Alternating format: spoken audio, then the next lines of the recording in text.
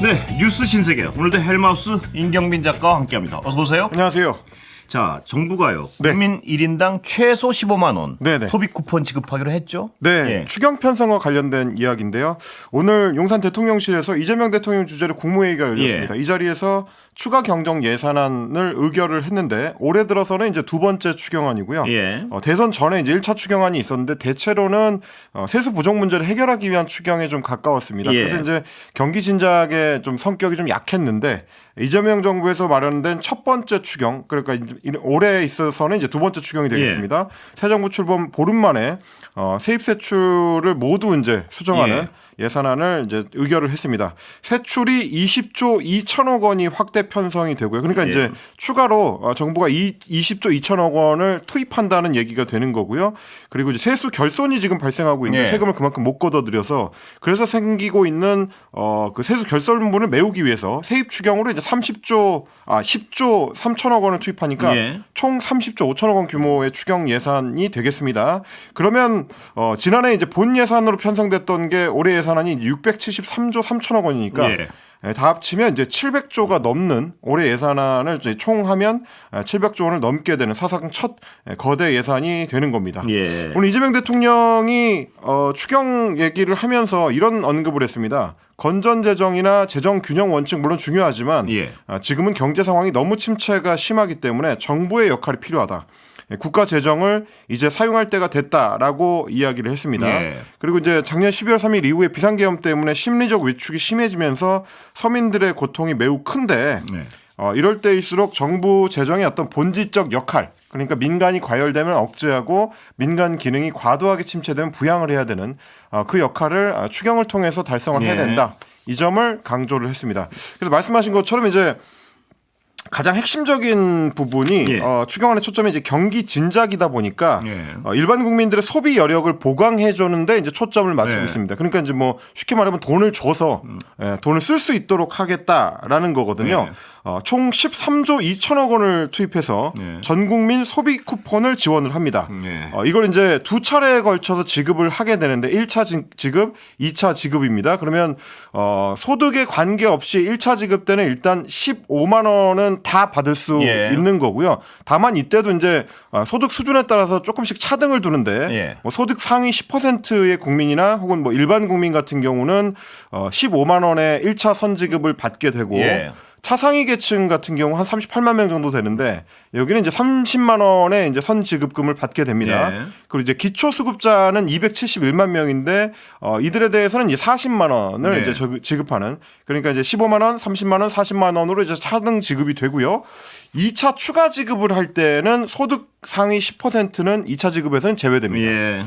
그리고 이제 일반 국민은 2차 지급 그 소득 상위 10%를 제외하고 나머지 국민들은 이제 2차 지급 때 10만 원을 추가로 받게 되는 거라서 차상위 계층은 총 40만 원, 기초생활수급자는 총 50만 원, 그리고 일반 국민들은 25만 원의 소비 쿠폰을 지원받게 됩니다. 그러니까 이 전부 주는 거랑 소외계층에 어떤 선별적으로 주는 거랑 섞었군요, 그러니까. 그렇습니다. 이 이제 차등 지원과 보편 지원을 섞었다라고 오늘 대통령도 직접 설명을 했는데 이 두 가지를 적절하게 배합을 해서 일부한테는 소득 지원의 측면, 그리고 일부한테는 경기 지원의 측면, 이렇게 하자는 의미에서 이제 생각을 했다.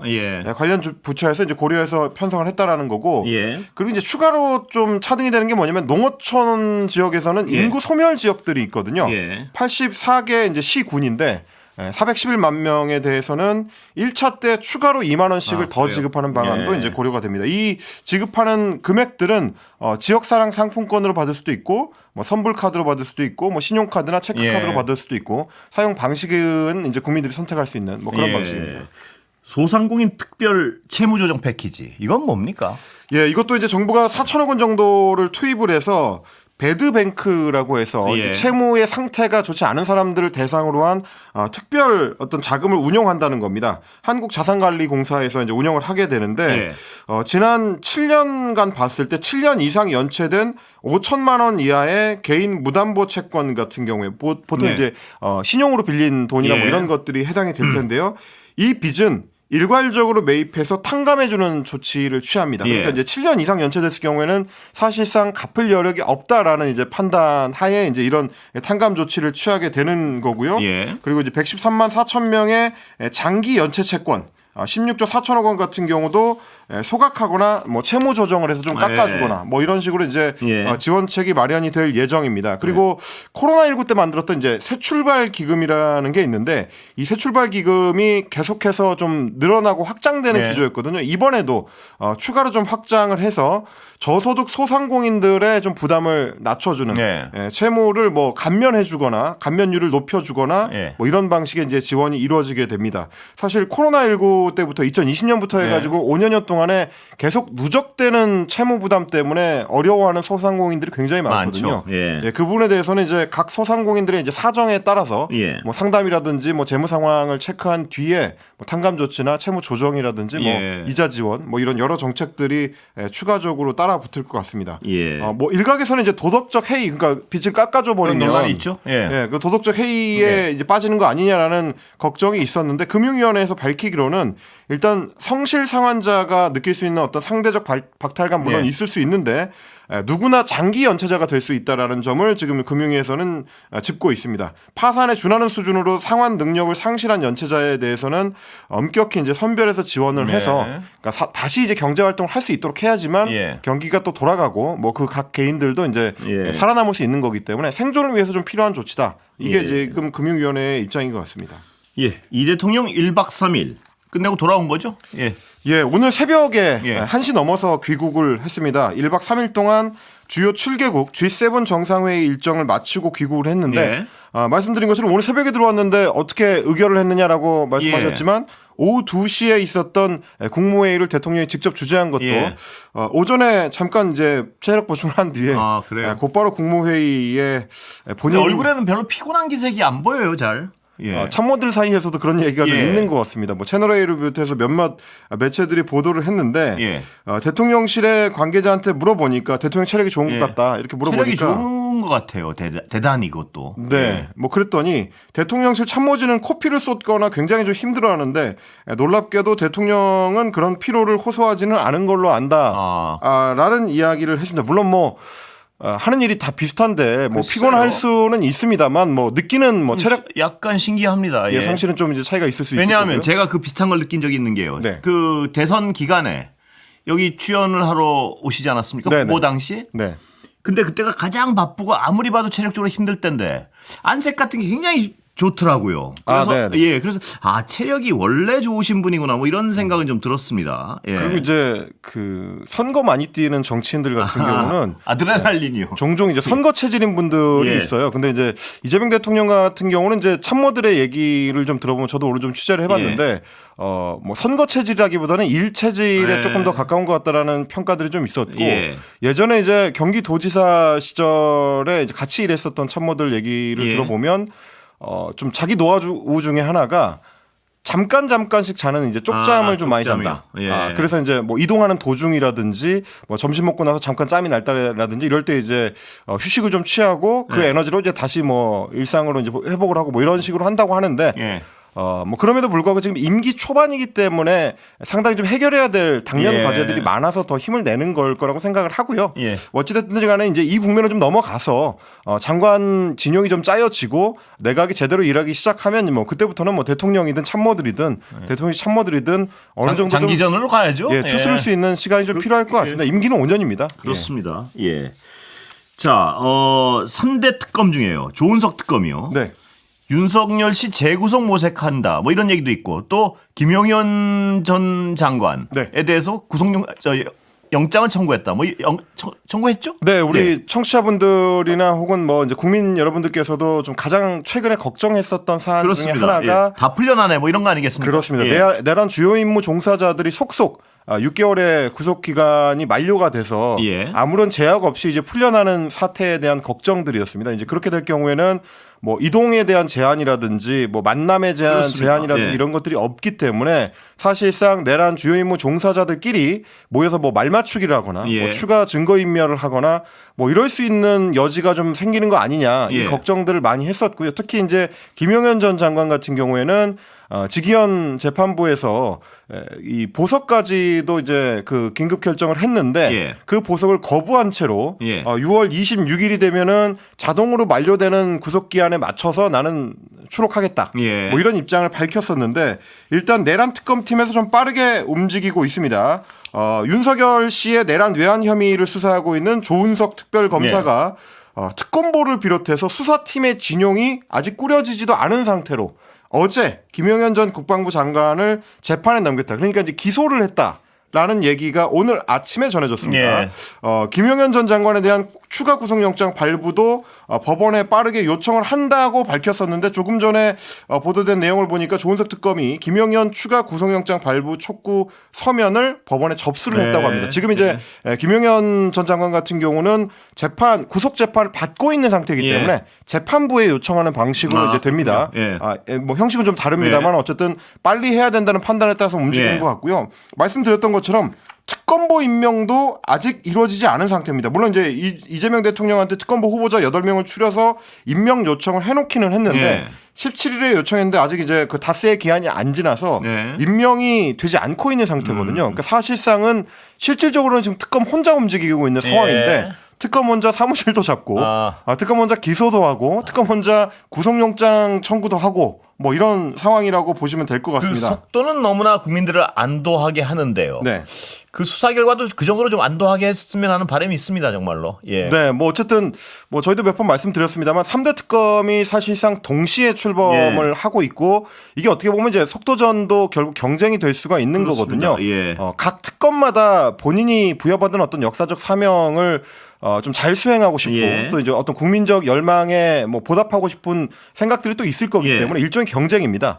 그런 측면에서 봤을 때는 다른 두 특검에 비해서 이제 조은석 특검이 조금 더 빨리 움직이고 있다라고 이제 볼 수가 있을 것 같고 김건희 씨 관련된 의혹을 수사하는 이제 판사 출신의 민중기 특검이나 최상병 사망 사건 수사 외압 의혹을 수사하고 있는 군 법무관 출신의 이명현 특검이 정석대로 지금 코스를 밟아가고 있는 그러니까 이제 특검보 임명을 받고 수사 인력 파견을 받고 그 다음에 수사 착수를 한다라는 정석을 밟아가는 데 비해서 특수통 출신인 이제 조 특검이 조금 더 이제 이 움직임이 좀 다른 것 같다. 뭐 이렇게 좀 평가해 볼 수는 있을 것 같습니다. 일단 오늘 추가 기소가 됐기 때문에 그리고 또 이제 법원에 구속영장을 촉구하는 서면 접수가 이루어졌기 때문에 재판부가 어떤 판단을 하느냐에 따라서 26일 구속기한 만료 이전에 추가 영장이 발부될 가능성이 있고요.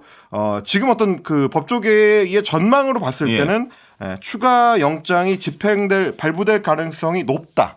뭐 이렇게들 보는 것 같습니다. 왜냐하면 이제 오늘 기소가 이루어진 사안이 특수 공무집행 방해 혐의하고 본인에 대한 이제 증거인멸 교사 혐의거든요. 이제 두 가지 혐의점 모두 내란 이후에 꾸준히 언론 보도가 됐었던 사안이고 특히 이제 증거인멸 교사 같은 경우는 이제 본인의 보좌관한테 뭐 노트북을 망치로 파괴하라고 지시했다든지 뭐 문서를 파쇄하라고 했다든지 뭐 이런 것들도 이미 보도가 된 내용이기 때문에 뭐 사안이 좀 엄중하기도 하고요.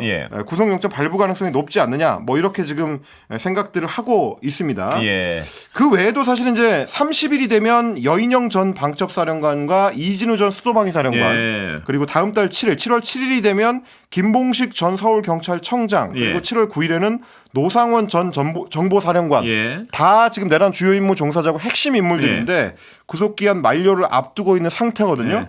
이 인물들에 대해서도 역시 마찬가지로 추가 혐의를 이제 수사를 해서 기소하고 또 구속영장을 발부 요청하는 뭐 이런 수순을 밟지 않을까 이렇게 지금 예상이 되고 있습니다. 이 정도 속도라면요. 윤석열 씨에 대해서도 곧 재구속이 가능한 거 아니겠습니까? 네, 그래서 지금 뭐 기대를 하는 것 같습니다. 조특검 같은 경우는 추가 기소에 대해서 그 뭐 이제 적극적으로 하겠다라는 입장을 밝혔었는데 말씀하신 것처럼 윤석열 씨 같은 경우는 이미 검찰 소환에 대해서 족족 거부를 하고 있는 상태이기 때문에 특검이 이렇게 빨리 움직인다고 하면 신변 그 확보에 대해서도 뭐 특검보가 임명이 되고 수사팀이 꾸려지면 거의 뭐 곧바로 움직이지 않을까 싶기는 합니다. 다만 오늘 조특검이 추가 기소를 한 거에 대해서 김용현 전 장관 측에서 항변을 하고 나섰는데 예.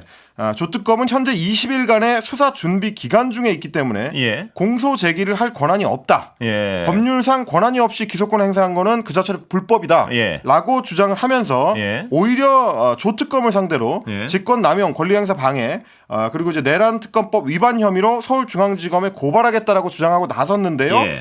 그래서 제가 이제 내란 특검법의 해당 조항을 좀 읽어봤습니다. 왜냐하면 내란 특검법 위반이라고 지금 김용현 전 장관 측에서 주장을 했으니까. 그런데 수사 기간과 관련해서 제 10조에 이렇게 돼 있습니다. 10조 1항이거든요.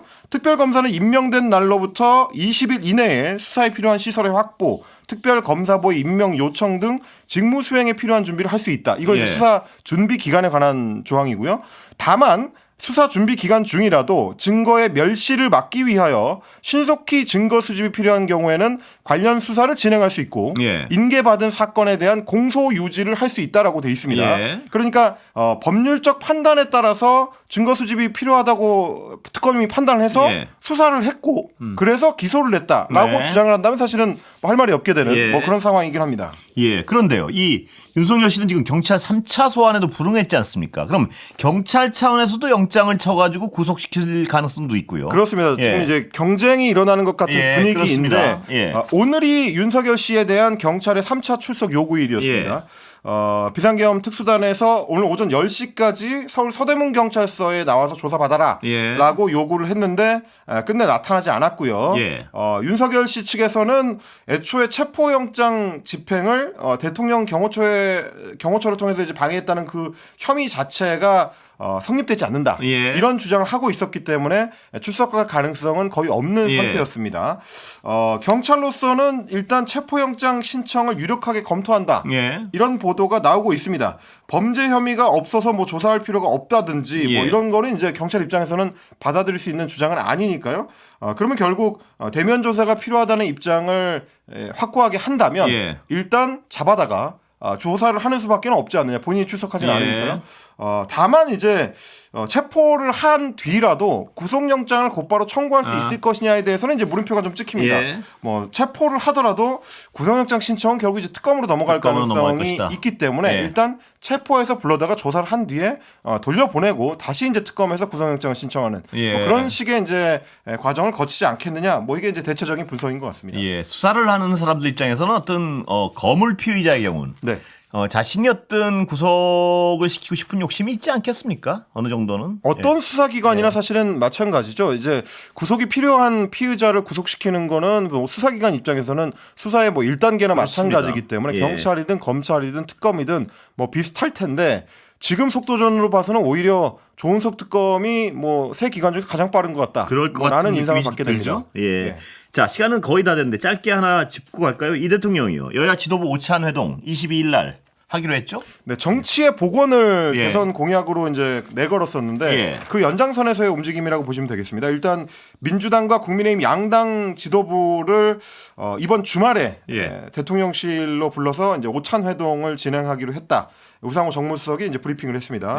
22일 일요일 오후 12시고요. 대통령 관저에서 오찬을 겸해 회동을 한다. 회동 목적은 통상적으로 대통령이 이제 해외 순방을 마치고 오면 여야 지도부를 부르던 그 이유입니다. G7 정상회의 관련해서 여러 내용들을 좀 소상히 설명을 할 거고 아마 이번 만남이 이루어지게 되면 여야 원내대표들을 이제 부르는 자리이기 때문에 그럴 경우에는 조만간 국회에서 이제 논의를 시작하게 될 추경 편성과 관련해서도 뭐 빠른 편성을 좀 부탁을 하는 방식 그리고 설명하는 방식 뭐 이런 것들이 진행이 될 것 같습니다. 이번 여야 원내대표의 회동이 이제 실제로 대통령하고 이루어진다면 2020년 5월이 마지막 여야 원내대표 회동이었기 때문에 5년 만에 대통령과 여야 원내대표가 한 자리에 만나는 뭐 그런 자리가 될 예정이고 그만큼 이제 제가 처음에 말씀드렸던 것처럼 대통령실에서는 정치를 복원하자라는 의지가 좀 강하다. 그 단어대로요. 정말 정치다운 정치가 한번 좀 이루어졌으면 하는 강한 바람이 있습니다. 그렇습니다. 이번 일요일을 또 지켜보실 필요가 있겠습니다. 여기까지 듣겠습니다. 임경빈 작가 고생했습니다. 고맙습니다.